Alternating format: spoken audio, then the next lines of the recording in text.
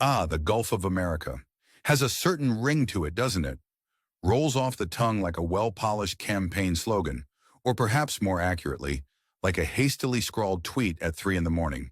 But fear not, dear viewer, for we are here to unravel the marvelously absurd tale of how President Donald J. Trump, in his infinite wisdom, decided to rechristen the Gulf of Mexico. In a move that surely had geographical textbooks scrambling for their erasers and cartographers reaching for their stress balls, President Trump decreed that the Gulf of Mexico shall henceforth be called the Gulf of America. Yes, because nothing says American greatness quite like taking a body of water that's been called one thing for centuries and slapping a patriotic sticker on it. It's the kind of visionary leadership that makes you wonder if we should start renaming other landmarks. The Eiffel Tower could use a bit of American rebranding, don't you think? Naturally, this groundbreaking decision met with some resistance, primarily from those pesky Democrats. These so-called representatives of the people seem to be having a bit of a meltdown, or as the White House so eloquently put it, are suffering from Trump derangement syndrome. Indeed, it's a well-documented ailment where one becomes inexplicably obsessed with putting America last simply because they question the wisdom of renaming a gulf. How dare they?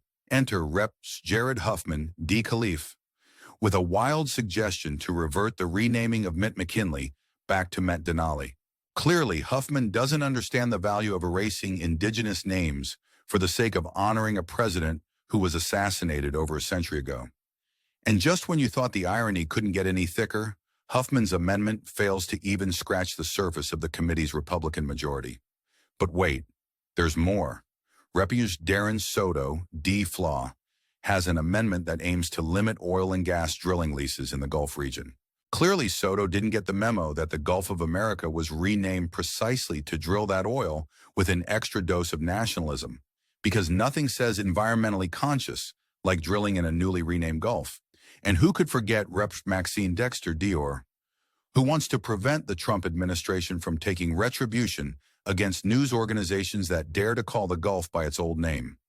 Imagine that, a free press wanting to use traditional names. The audacity.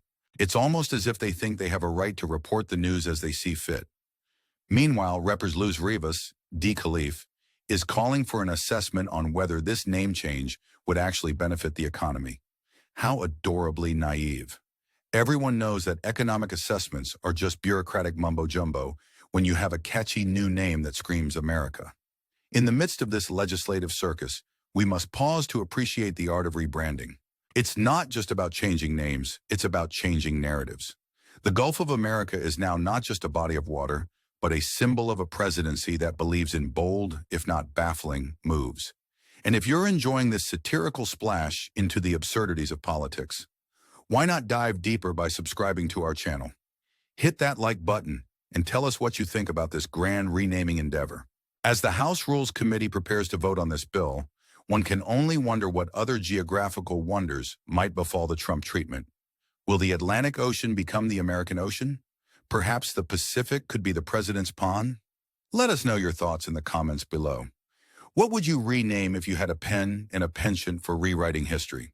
In the end, the Gulf of America saga is a testament to the times we live in. A world where the lines between satire and reality blur into a giant, Gulf-sized puddle of perplexity. Stay tuned, for who knows what monumental rebranding might occur next in the ever-entertaining theater of American politics. And remember, subscribing to our channel is the best way to ensure you don't miss the next jaw-dropping, name-changing escapade.